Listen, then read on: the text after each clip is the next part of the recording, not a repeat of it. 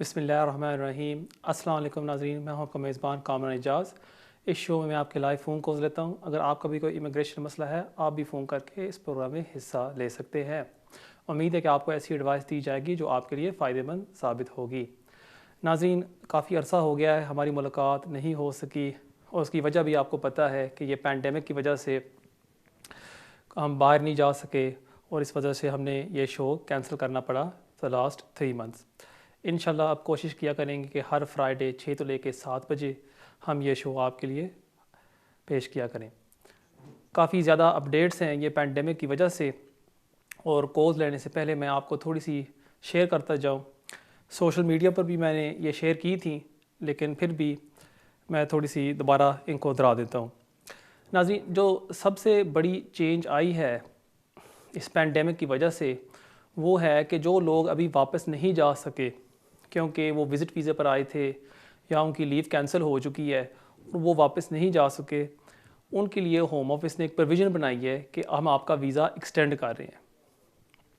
पहले उन्होंने क्या किया था कि उन्होंने वीज़ा एक्सटेंड किया था 30 मई तक, और फिर उन्होंने ऐलान किया था कि 31 जुलाई तक हम आपका वीज़ा एक्सटेंड कर रहे हैं कि अगर आप वापस नहीं जा सके, ये आपको एक्सटेंशन दी जा रही है और हम आपको ओवरस्टेयर नहीं मानेंगे।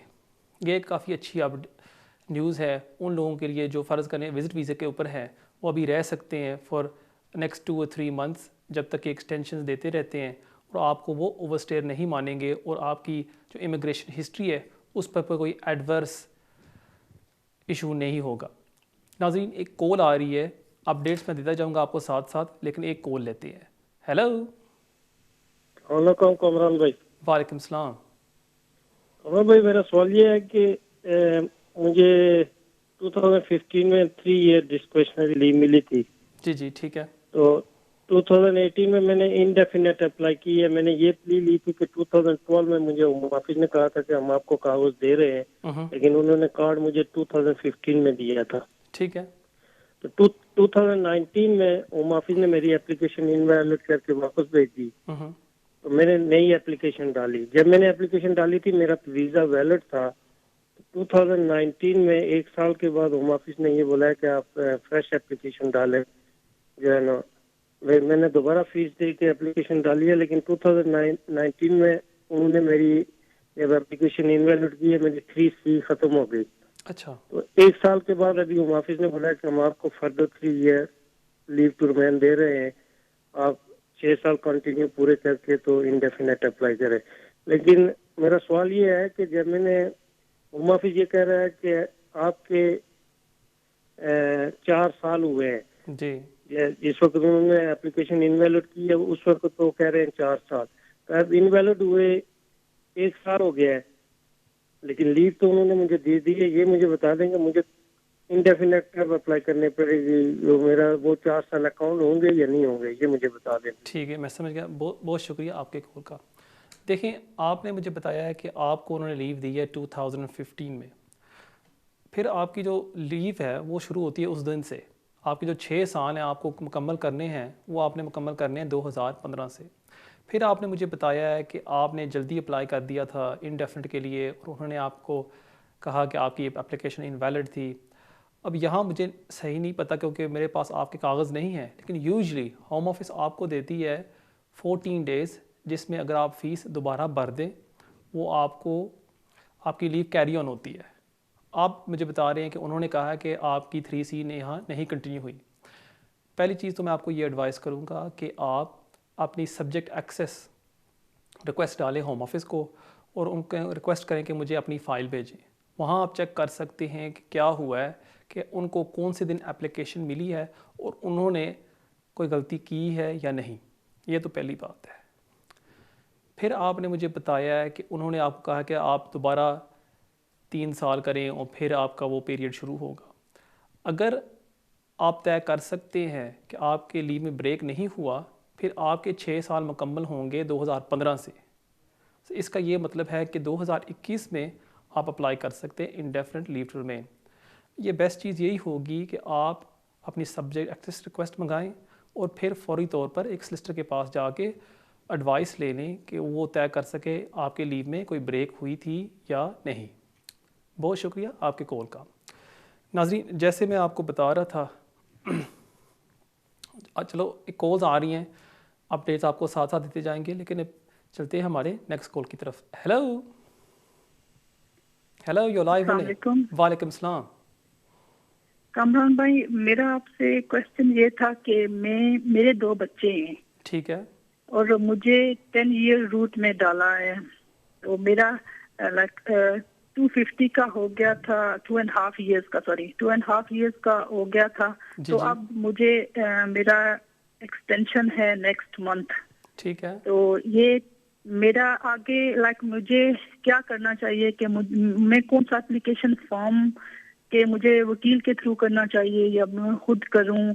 और दूसरा ये था कि अगर मैं 10 ईयर रूट में हूं तो ये क्या मुझे 2.5 year एंड 2.5 year करके देंगे या 5 year करके देंगे? कुछ इस तरह मैं सिस्टर ये पूछना चाह रही थी। सिस्टर मेरे मेरा 2 बच्चे भी हैं माशाल्लाह। ठीक है, माशाल्लाह। तो सिस्टर मेरा मैं सिर्फ इस वजह से पूछ रही थी कि वो कौन सा एप्लीकेशन फॉर्म है जो मैं दूं। मैं एप्लीकेशन फॉर्म और इसकी प्रोसीज वगैरह सारा कुछ मैं ये पूछना चाह रही थी। जी, अब मेरा एक सवाल आपसे है कि आपके जो बच्चे हैं जी, वो ब्रिटिश हैं? मेरे बच्चे ब्रिटिश हैं जी। ठीक है। और दूसरा सवाल है कि आप अपने हस्बैंड के साथ रह रही हैं या नहीं? जी, मैं अपने हस्बैंड के साथ रह रही हूँ। ठीक है। और वो भी ब्रिटिश हैं आपके हस्बैंड? मेरे हस्बैंड भी ब्रिटिश हैं जी। ठीक है, मैं समझ गया। बहुत शुक्रिया आपके कॉल का। देखिए, जो पहला सवाल आपने मुझे पूछा है कि आप कौन सा एप्लीकेशन सबमिट करें, वो डिपेंड करता है कि आपके सर्कमस्टांसिस पर। हो सकता है आप FLR-FP पर एप्लीकेशन सबमिट कर सकती हैं, HRO पर, FLR-DL पर, काफ़ी मुख्तलिफ एप्लीकेशंस होते हैं।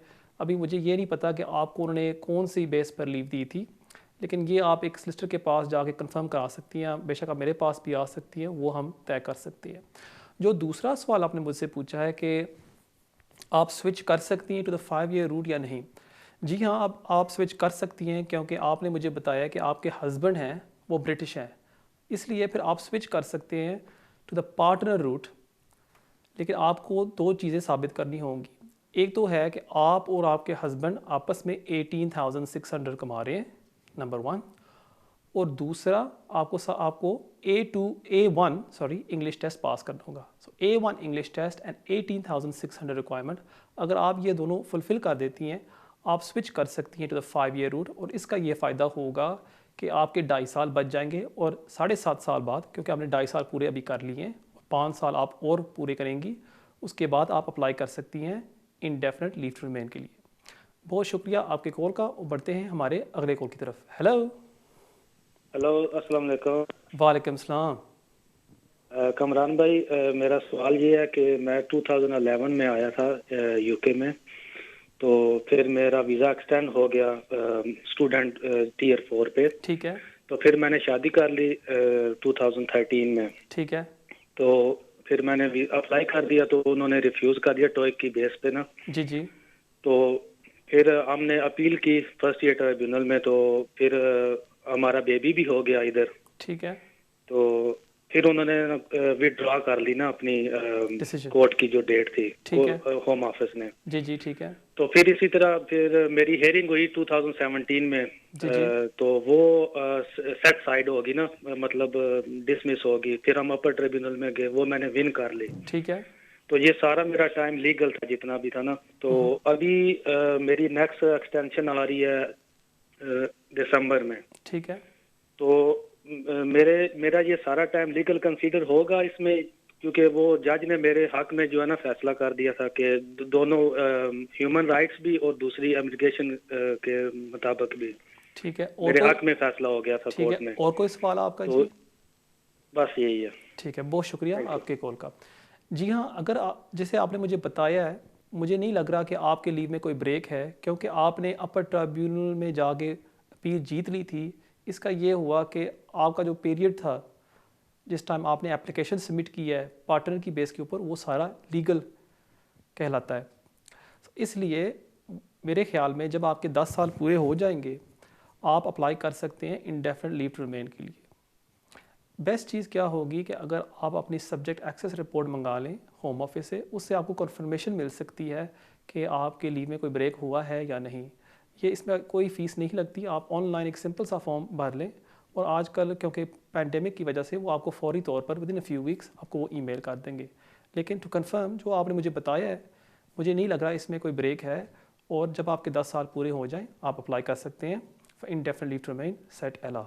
बहुत शुक्रिया आपके कॉल का, और बढ़ते हैं नहीं नाज़रीन, एक ब्रेक का वक्त होता जाता है। मिलते हैं ब्रेक के बाद। नाज़रीन वेलकम बैक। नाज़रीन कॉल्स लेने से पहले जैसे मैं आपको थोड़ी अपडेट देना चाह रहा था, पिछले वीक एक इम्पोर्टेंट केस आया है जो है चौधरी।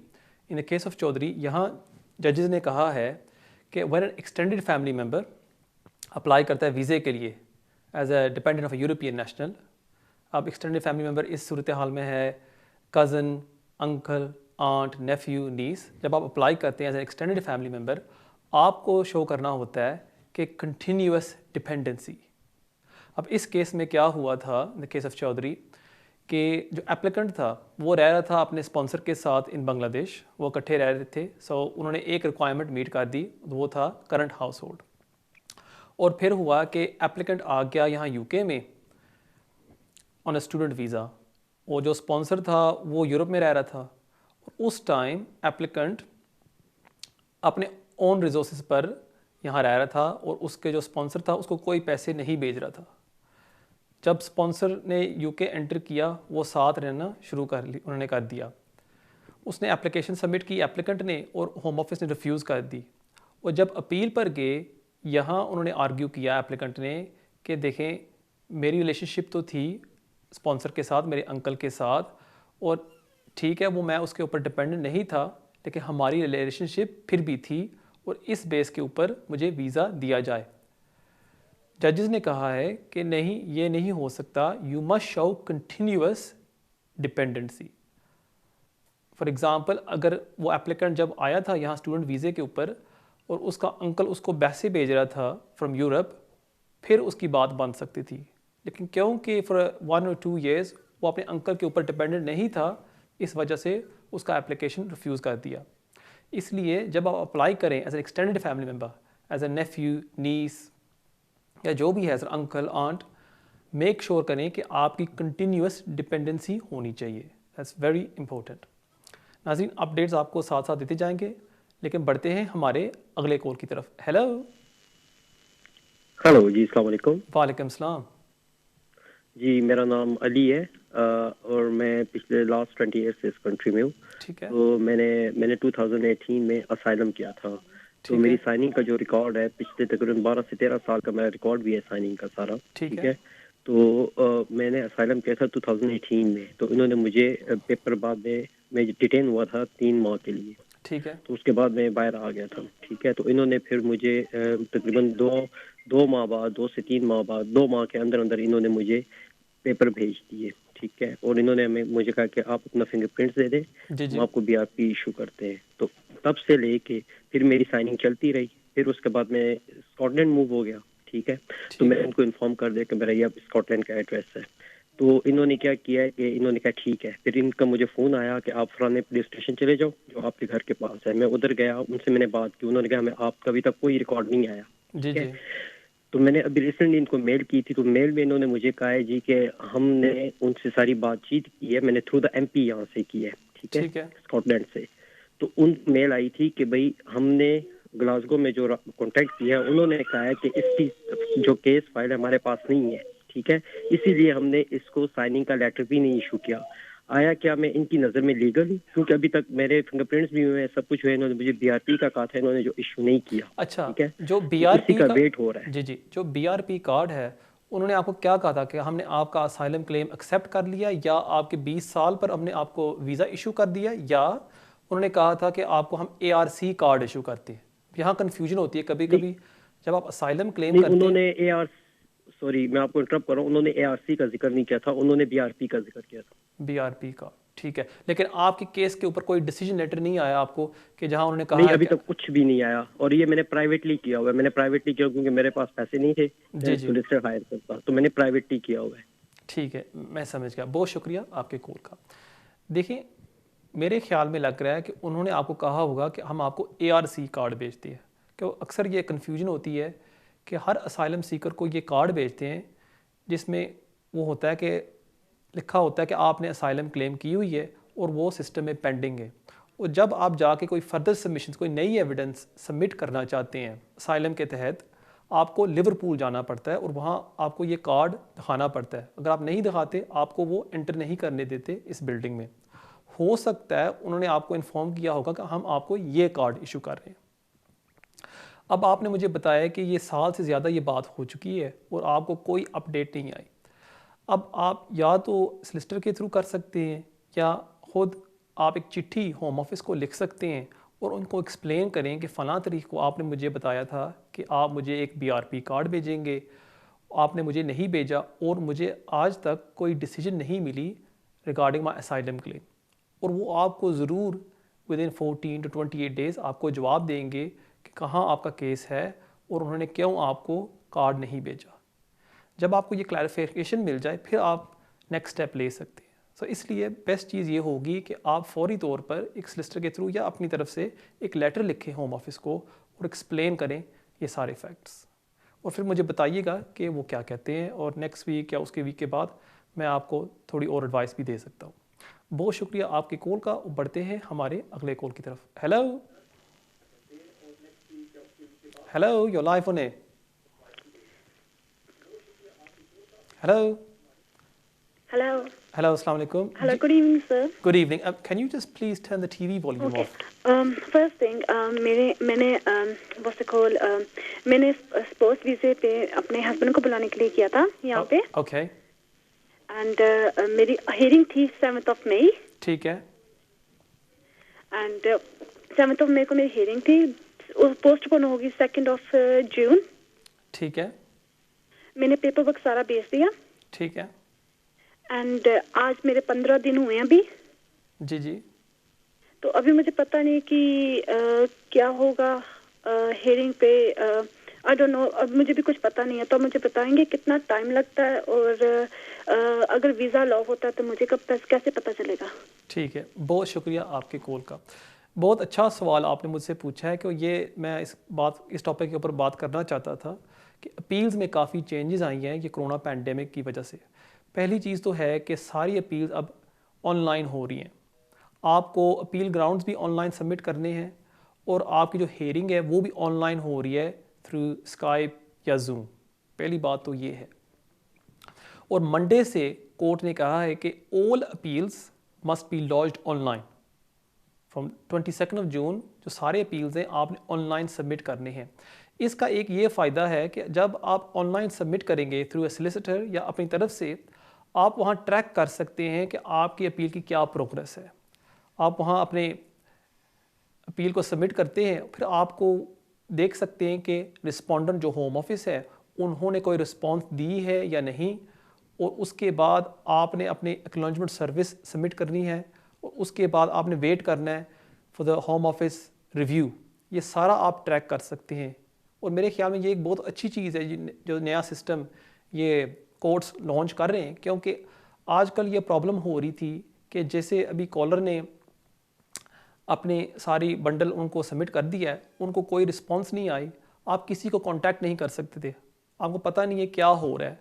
अब ये ऑनलाइन सिस्टम के थ्रू आप चेक कर सकते हैं कि आपका केस कहाँ तक पहुँचा है। सो दिस इज़ वेरी गुड। इसको याद रखिएगा, अगर किसी का एप्लीकेशन अभी रिफ्यूज़ होता है फ्रॉम मंडे, आपने उसको ऑनलाइन सबमिट करना है। अब थोड़ी सी बात करते हैं ये जो नया ऑनलाइन प्रोसीजर है इसमें क्या क्या अब हो रहा है। पहली बात तो है, जब पहले आपको एप्लीकेशन रिफ्यूज़ होती थी विदिन 14 डेज़ आपने ग्राउंड्स ऑफ अपील सबमिट करने थे अपील के साथ। अब कोर्ट्स ने कहा है कि आपने खाली नोटिस ऑफ डिसीजन जो रिफ्यूज़ल है वो आपने साथ लगाना है और फॉर्म भरना है कि आप अपील करना चाहते हैं। ये तो पहली बात है।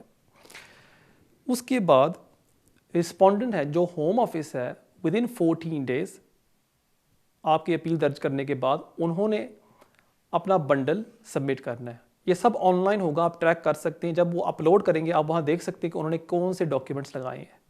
और कोर्ट्स ने कहा है कि जब होम ऑफिस अपना बंडल साथ लगाती है ऑनलाइन, उसके साथ उन्होंने आपके जो एप्लीकेशन के डॉक्यूमेंट्स हैं वो भी उन्होंने साथ लगाने हैं और रिफ्यूज़ल भी साथ लगाना है उसके साथ। ये स्टेप 2 हो गया। अब हम आते हैं स्टेप 3 के ऊपर।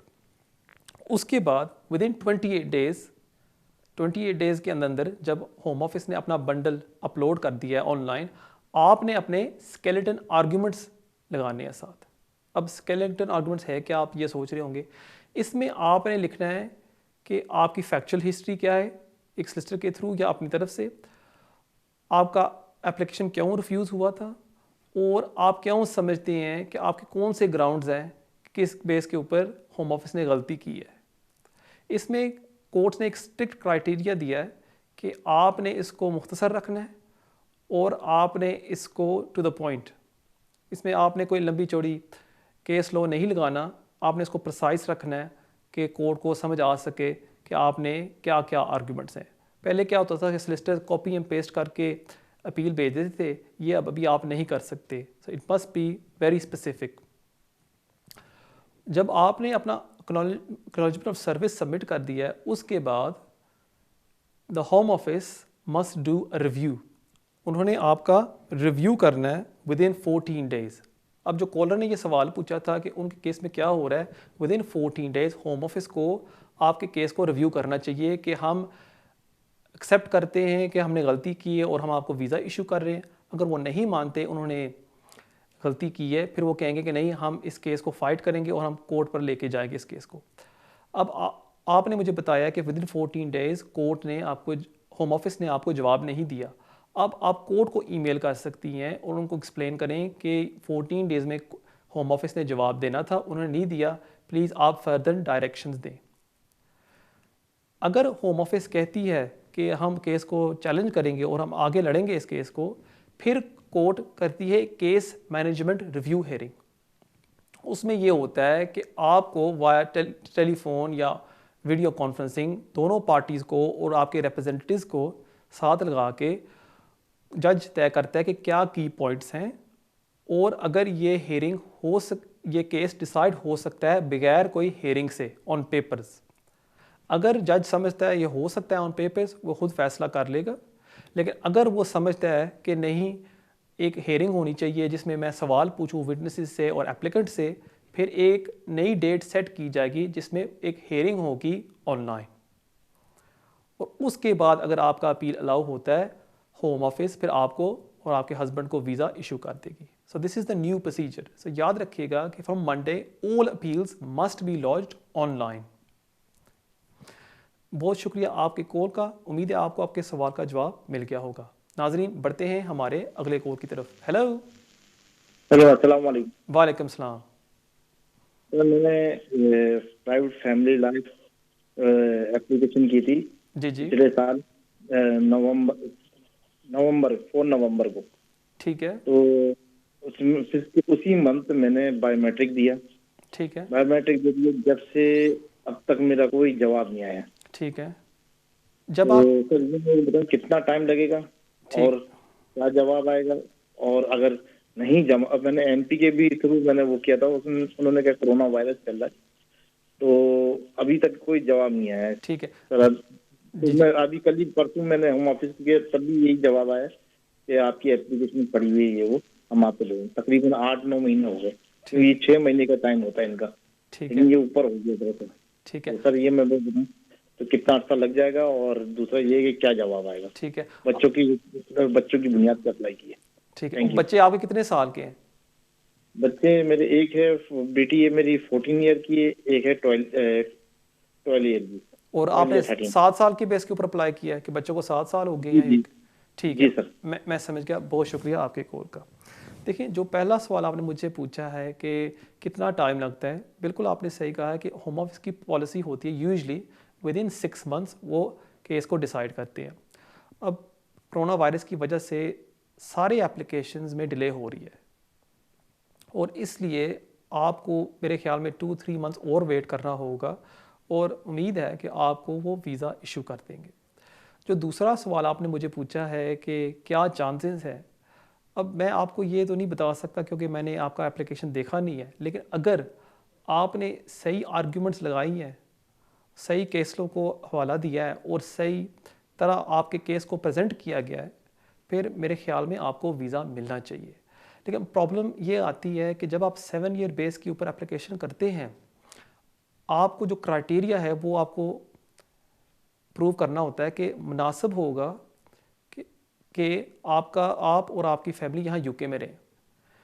सिंस 2018 द केस ऑफ के ऑफ नाइजीरिया, कोर्ट्स ने कभी कभी ये किया है और होम ऑफिस ने भी, कि वो कहते हैं कि बच्चे को 7 साल हो गए हैं, ठीक है, लेकिन हम समझते हैं क्योंकि बच्चा अंडर 18 है, फैमिली के साथ रह रहा है, हम समझते हैं कि मुनासिब है कि आप सारे रह सकते हैं अपनी होम कंट्री में, जो है इंडिया, पाकिस्तान या बांग्लादेश।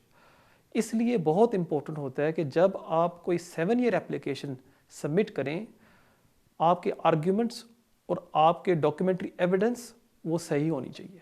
इसमें अगर कोई कमी पेशी हो जाए, वो आपके एप्लीकेशन को रिफ्यूज़ कर देते हैं और आपकी फ़ीस सारी ज़ाया होती है। आई wish you all the best, और बढ़ते हैं हमारे अगले कॉल की तरफ। हेलो, अस्सलाम वालेकुम कामरान भाई। वालेकुम सलाम। कामरान भाई, मेरा नाम अदनान है।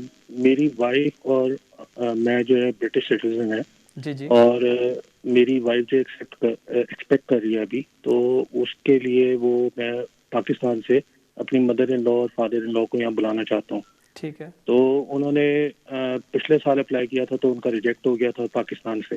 ठीक है। अब आप प्लीज़ हेल्प कर दें इस मामले में, कि मुझे बता दें कि हमें यहाँ से अप्लाई करना चाहिए या फिर वो वहाँ से अप्लाई करें विजिट वीज़े के ऊपर, जी जी। और क्या रूल्स हैं, और यहाँ से बेहतर है या वहाँ से बेहतर है, प्लीज़। जी, उन्होंने क्या वजह थी कि उन्होंने रिफ्यूज़ किया था एप्लीकेशन लास्ट ईयर? उन्होंने कहा था कि जी, कि कहते हैं आपके कोई बॉन्डिंग नहीं है, टाइज मतलब आप नहीं है। वापस नहीं जा सकोगे, और कि कहते हैं क्योंकि वो दोनों रिटायर्ड है, जी जी। तो वो मतलब कह रहे हैं कि जी वहाँ पर आप वापस नहीं जाएंगे, यूके से पाकिस्तान नहीं जा सकते। आपके कोई बहन भाई हैं पाकिस्तान में?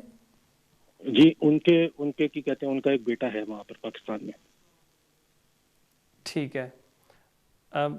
लेकिन हम दोनों जॉब कर रहे हैं, हम दोनों यहाँ पर 11-12 साल से नेशनल है यहाँ पर, तो ठीक है। पता नहीं क्यों रिजेक्ट कर रहे हैं वो वीज़ा। ठीक है, मैं देता हूँ आपके सवाल का जवाब। बहुत शुक्रिया आपके कॉल का।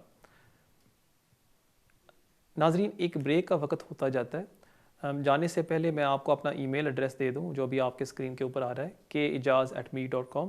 इस पर आप मुझे कांटेक्ट कर सकते हैं, और अगर आप मुझे मिलना भी चाहते हैं, आप ईमेल के थ्रू मुझसे मिल भी सकते हैं। और मैं आप सबको ये भी दरख्वास्त करूँगा कि अगर आप सोशल मीडिया पर जाएँ, फेसबुक के ऊपर, वहाँ भी आप मुझे फॉलो कर सकते हैं, कामरान एजाज़। और वहाँ भी हर संडे 6 से लेकर 7 बजे हम एक एक्स्ट्रा शो करते हैं, जिसमें आपके हम सवाल के जवाब देते हैं। नाजरीन, कहीं नहीं जाना आपने, मिलते हैं ब्रेक के बाद। Welcome back. अब ब्रेक से पहले एक कॉलर ने सवाल पूछा था कि उनकी मदर और फादर ने अप्लाई किया था विज़िट वीज़े के लिए, और उनकी एप्लीकेशन रिफ्यूज़ हो गई क्योंकि होम ऑफिस ने कहा था कि हम नहीं समझते कि आपके टाइज़ हैं पाकिस्तान में और आप वापस नहीं जाएंगे अगर हम आपको एंट्री देते हैं यूके में, और उनको क्या करना चाहिए। अब जब आप विज़िट वीज़े के लिए अप्लाई करते हैं as a sponsor in the UK, आपको दिखाना होता है कि आप उनको रिहाइश देंगे, और आप अपने मकान के कागज़ लगाते हैं, साथ अपने बिल्स लगा लेते हैं, और ये पहली रिक्वायरमेंट पूरी हो जाती है। और दूसरी रिक्वायरमेंट एज अ स्पॉन्सर आपको दिखानी होती है कि आप उनका ख़र्चा उठा सकते हैं। इसके लिए आप लगा सकते हैं अपने pay slips and bank statements, कि आप दिखा सकते हैं कि आपके पास सेविंग है और आपकी रेगुलर इनकम भी आ रही है। अब प्रॉब्लम आती है जब भी कोई एप्लीकेंट अप्लाई करता है पाकिस्तान या इंडिया से, कि होम ऑफिस ये ऑब्जेक्शन लगा देती है कि हम समझते हैं कि आपके पास टाइज़ नहीं है, और अगर हम आपको एंट्री देंगे आप वापस नहीं जाएंगे। और यही हुआ है कि आपके पेरेंट्स के केस में। इसको दूर करने के लिए आप उनको दिखा सकते हैं होम ऑफिस को कि अगर आपके पेरेंट्स के पास कोई भी इनकम है, चाहे पेंशन आ रही है या कोई रेंटल इनकम आ रही है, वो आप साथ लगा सकते हैं। और अगर उनके पास कोई सेविंग है, वो भी आप दिखा सकते हैं बैंक स्टेटमेंट्स, कि ये मेरे पास है और हमारे पास आमदनी है, और हम अपनी लाइफ जो हम यहाँ रह रहे हैं पूरी ज़िंदगी, हम इसको छोड़ के यूके नहीं रहेंगे एज एन ओवरस्टेयर। ये भी आप कर सकते हैं। और जो तीसरी चीज़ है, आप दिखा सकते हैं होम ऑफिस को कि आपके पेरेंट्स के पास है फैमिली टाइज़, कि उनका आपका ब्रदर वहाँ रह रहा है, उसके बच्चे अगर हैं, ग्रैंड चिल्ड्रन, वो भी वहाँ रह रहे हैं, उनके भी आप सारे डिटेल्स, पासपोर्ट्स वगैरह सब कुछ लगा के आप एप्लीकेशन सबमिट कर सकते हैं। जो दूसरा सवाल आपने मुझसे पूछा है कि पाकिस्तान से अप्लाई करना चाहिए या यूके से, जो एप्लीकेशन होता है वो एप्लीकेंट ही करता है, वो आप कर सकते हैं थ्रू द यूके या पाकिस्तान। मेरी एडवाइस होगी कि जो एप्लीकेशन है आपके पेरेंट्स का, आप एक सलिसिटर के थ्रू कराएं यहाँ यूके में। और उसकी वजह ये है कि पाकिस्तान में जो एजेंट्स बैठे होते हैं उनके पास क्वालिफ़िकेशन नहीं होता, उनकी जो इंग्लिश होती है वो सही तरह एक्सप्लेन नहीं कर सकते जो फैक्ट्स हैं, और एक गलती की वजह से आपको फिर वो होम ऑफिस 10 साल का बैन लगा देती है। अब बेस्ट चीज़ क्या होगी कि आप एक अपने सलिसिटर के पास जाएं, जो भी आपका सलिसिटर है, उसको कहें कि प्लीज़ आप ये फॉर्म कंप्लीट कर दें मेरे पेरेंट्स के लिए। और उसके साथ साथ 2 चीज़ें करें लाजमन। एक तो है स्पॉन्सर लेटर साथ लगाएं जिसमें आप एक्सप्लेन करें, और दूसरा इज़ वेरी इंपॉर्टेंट, एक डिटेल्ड कवर लेटर होना चाहिए जिसमें आप एक्सप्लेन करें एवरीथिंग कि ये मेरे पेरेंट्स की टाइज़ हैं और ये वजह है क्योंकि मेरी वाइफ प्रेग्नेंट है, हम चाहते हैं कि हमारे पेरेंट्स को वीज़ा दिया जाए क्योंकि ये हमारे लिए एक बहुत बड़ी चीज़ है, the birth of our child. उम्मीद है कि अगर आप ये सारा कुछ सही तरह एक्सप्लेन करते हैं, आपके पेरेंट्स को वो वीज़ा दे देंगे। एक चीज़ आपने ज़रूर करनी है कि ये मत करिएगा कि आप फौरी तौर पर अपने पेरेंट्स के अकाउंट में पैसे डाल दें 5-6,000 पाउंड। अक्सर होता है जो एजेंट्स हैं पाकिस्तान या इंडिया में, वो कहते हैं कि आप अभी डाल दें पैसे और आपका काम हो जाएगा। इससे फिर क्या होता है, होम ऑफिस ये ऑब्जेक्शन लगा देती है कि हम नहीं मानते कि आपके पैसे हैं और ये कहाँ से आए हैं अचानक। और फिर एक दफ़ा ये ऑब्जेक्शन लग जाए, इसको हटाना बहुत मुश्किल होता है कि जब भी आप कोई नई एप्लीकेशन डालते हैं, सबमिट करते हैं, वो हमेशा पिछले रिफ्यूज़ल को वो हवाला देते हैं। इसलिए please don't make that mistake. जो आपकी इनकम है आपके पेरेंट्स की वो ही दिखाएं और उसको एक्सप्लेन करें ये कहाँ से आई है। एंड दैट्स वाई एक कवर लेटर बहुत इंपॉर्टेंट होता है in a visit visa application. I wish you all the best and बहुत शुक्रिया आपके कॉल का। नाज़रीन, बढ़ते हैं हमारे अगले कॉल की तरफ। हेलो हेलो भाईजान, good evening. Good evening. Brother, एक जो स्पाउस वीजा एक्सटेंड करना था, करवाना था, जी जी। तो उसके लिए क्या वो अभी मैं इधर 2.5 साल के वीजे पे हूँ, क्या जो एक्सपायरी देखनी है वो 2.5 ईयर काउंट करना है, वो भी क्या एंट्री से करना है या वीजा दिया तब से करना है, और या फिर जो बायोमेट्रिक पे है एक्सपायरी वो चीज को फॉलो करके चले, उस पे तो मोर देन 2.5 ईयर है। और सेकेंडली जो सपोर्टिंग डॉक्यूमेंट है वो कहाँ पे वो अपने को जमा करवाने हैं। ठीक है, और कोई सवाल आपका? नहीं, बात यही है ब्रदर। ठीक है, बहुत शुक्रिया आपके कॉल का। जो पहला सवाल आपने मुझसे पूछा है कि आपको कब अप्लाई करना चाहिए, क्योंकि ये आपकी पहली एक्सटेंशन है और आपने खाली यहाँ यूके रहे 2.5 साल हो गए हैं, आपने अप्लाई करना है 28 days before the expiry of your visa card. इसका ये मतलब कि जब आपका वीज़ा एक्सपायर हो रहा है उसके 28 दिन पहले आपने अप्लाई करना है एक्सटेंशन के लिए। लेकिन जब आप अप्लाई करेंगे for indefinite leave to remain, उस टाइम आप अप्लाई कर सकते हैं from the date of your entry. फ़र्ज़ करें आप एंटर हुए हैं 2015 में और आपके 5 साल होते हैं 2020 में, लेकिन जो आपका वीज़ा कार्ड है वो एक्सपायर हो रहा है 2021 में।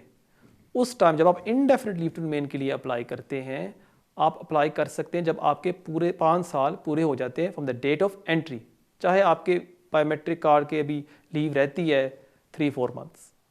सो ये मैंने फर्स्ट चीज़ क्लैरिफाई कर दूँ। आपने एक्सटेंशन के लिए अप्लाई करना है, so you will apply 28 days before the expiry of your visa. जो दूसरा सवाल आपने मुझसे पूछा है कि आपने कौन से डॉक्यूमेंट्स लगाने हैं, आपने A2 इंग्लिश टेस्ट साथ लगाना है, और दूसरा आपने साबित करना है कि आपकी रिलेशनशिप जेन्युइन है, और तीसरा कि आप इनकम रिक्वायरमेंट मीट कर रहे हैं। अगर आप ये 3 चीज़ें सेटिस्फाई कर दें फिर आपको वो एक्सटेंशन ग्रांट कर देंगे। बहुत शुक्रिया आपके कॉल का, और बढ़ते हैं हमारे अगले कॉल की तरफ। हेलो, अस्सलाम वालेकुम। वालेकुम सलाम।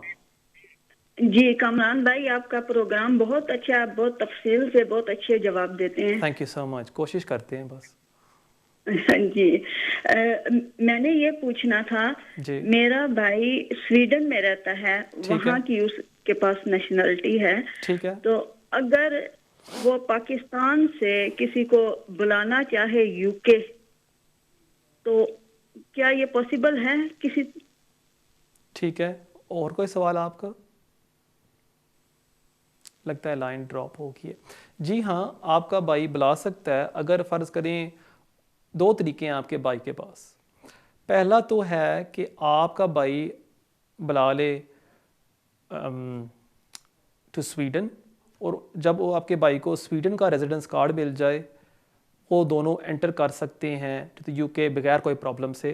क्योंकि अगर स्वीडन आपके भाई को दे देती है रेजिडेंस कार्ड, फिर यूके उनको एंट्री रिफ्यूज़ नहीं कर सकती अंडर द EA रेगुलेशंस। ये तो एक ऑप्शन है। और दूसरा है कि अगर आपका भाई आ जाता है जो है स्वीडन में, वो एंटर हो जाता है टू द यूके और वो TT राइट्स एक्सरसाइज करना शुरू कर देता है, अगर वो साबित कर सकता है कि आपका जो भाई पाकिस्तान में है उसके ऊपर डिपेंडेंट है, फिर वो यूके में एंटर हो सकता है। मेरे ख्याल में बेस्ट ऑप्शन होगी कि अगर आपका भाई उसको बुला लेता है स्वीडन में और उसके बाद वो दोनों एंटर हो जाते हैं यूके में, that would be the best option. लेकिन आपको इस लिस्टर के पास जाके कंसल्ट कर लें कि आपके लिए क्या बेहतर होगा। अब बहुत शुक्रिया आपके कॉल का, और बढ़ते हैं हमारे अगले कॉल की तरफ। Hello. Hello, Assalamualaikum, Kamran. How are you? वालेकुम सलाम। I'm very well. Yourself? I'm okay, thank you. Good. Kamran, I've got two separate questions for you. Go for First it. is regarding myself. I need to apply for my husband's spouse visa from Okay. Pakistan. Okay. My payslips are up to date until March. I'm on my furlough leave now, so I am getting 80% from the government. Great. So I just want to know, he needs to do his IELTS test, which is next month in July. Okay. And I think medicals are not open yet. The TB test is closed at the moment in Pakistan. So I just want to know, what shall I do? I mean, because I'm not sure if I'm going to get the job back or not. So do you think it's a good idea to apply in these months' time, or what do I have to do? ठीक है। And also, my second question is that my auntie is on extension. It's the first extension.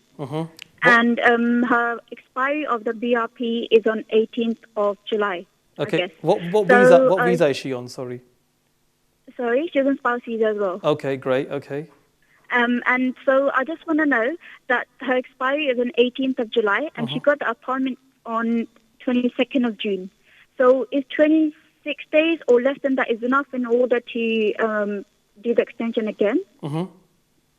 Okay. And if you can give me both details regarding the spouse visa and the extension as well, please, yeah? I will. Thank you very much for your call. And if there is any more updates regarding spouse visa, if you can let me know that. You've got to follow me on social media. Thank you so much. It's all there. Do you follow me on social media? No, I don't. Do that right now. Get your phone out and look me up and follow me there. Okay? So are you on Instagram or what are you on? I'm not allowed to say it, but the most common one. And it's not. Yeah. Thank you very much for your call. नाज़रीन, All right, thank you. Caller ने जो पहला सवाल पूछा है कि वो अपने हस्बैंड को स्पॉन्सर करना चाहती हैं पाकिस्तान से, लेकिन उनको फरलो पर लगाया गया है और इनकी इनकम ड्रॉप हो गई है बाय 20%। अब वो अपने हस्बैंड को बुला सकती हैं या नहीं? Yes you can. आप अपने स्पॉन्सर को बिल्कुल स्पॉन्सर कर सकती हैं, क्योंकि गवर्नमेंट ने अनाउंस किया था जस्ट आई थिंक 2 weeks अगो कि अगर आपकी इनकम में ड्रॉप हो जाता है because your employer puts you on फरलो, हम आपकी इनकम को देखेंगे कि कोई ड्रॉप हुआ ही नहीं है, so we will exempt you. हम आपकी 100% इनकम को देखेंगे। फॉर एग्जांपल, अगर आपको इनकम मिल रही थी बिफोर फरलो 2000 पाउंड्स और आपका एम्प्लॉयर आपको लगा देता है फरलो के ऊपर और आपकी इनकम ड्रॉप हो जाती है बाय 20% टू 1800 पाउंड्स, जब होम ऑफिस आपके हस्बैंड का एप्लीकेशन कंसिडर करेगी, वो आपके इनकम को देखेगी जैसे आपको मिल रहा था 2000 pounds. They won't penalise you on that. जो दूसरा सवाल उन्होंने पूछा है हस्बैंड के एप्लीकेशन के तहत कि जो TB टेस्ट सेंटर है वो अभी बंद है, क्या उनको अभी फौरी तौर पर एप्लीकेशन करना चाहिए या वो वेट करें, क्योंकि TB सेंटर्स अभी खुले नहीं हैं। लेकिन उनको ये फ़िक्र है कि अगर वो वेट करते हैं they will lose their job, so what is the best option for them. मेरे ख्याल में आप फौरी तौर पर एप्लीकेशन सबमिट कर दें, क्योंकि आप इनकम रिक्वायरमेंट मीट करती हैं, क्योंकि होम ऑफिस ने कहा था कि we will not penalise anyone on furlough. आप वो एप्लीकेशन सबमिट कर दें और जब सेंटर्स खुलेंगे TB के, आप वो TB टेस्ट सर्टिफिकेट साथ लगा सकेंगी। So they will not penalise you of that, क्योंकि आप उनको एक्सप्लेन भी कर सकती हैं कि वो TB टेस्ट पहले नहीं ले सकता था क्योंकि सेंटर्स बंद थे, so they will not penalise you on that. जो दूसरा सवाल आपने मुझे पूछा कि आंटी ने का वीज़ा एक्सपायर हो रहा है 18 जुलाई को, वो कब अप्लाई कर सकती है, क्योंकि अभी 26 डेज़ रहते हैं। येस, बिकॉज दिस 26 डेज़ वो अभी अप्लाई कर सकती हैं and they will not be a problem in that. उम्मीद है आपको आपके सवाल का जवाब मिल गया होगा। नाजरीन, जाने से पहले आपको मैं बता दूं कि अगर आप मुझसे रब्ता करना चाहते हैं, आप ईमेल के थ्रू मुझे कांटेक्ट कर सकते हैं keijaz@me.com। और मैं आप सबको दरख्वास्त करता हूं कि प्लीज़ आप मुझे सोशल मीडिया पर फॉलो करें। वहाँ भी मैं हर इतवार को एवरी संडे अपडेट्स देता रहता हूँ। और अगर आपका कोई सवाल है, आप मुझे पूछना चाहते हैं और अगर आपकी बारी आज नहीं आई, डोंट वरी, आप मुझे ईमेल कर दें और संडे को इंशाल्लाह ताला सोशल मीडिया के ऊपर मैं आपको आपके सवाल का जवाब दूंगा। नाजरीन, मुझे इजाज़त दें। इंशाल्लाह अगले हफ्ते हमारी दोबारा मुलाकात होगी इसी टाइम 6 से लेकर 7 बजे तक। अस्सलाम वालेकुम।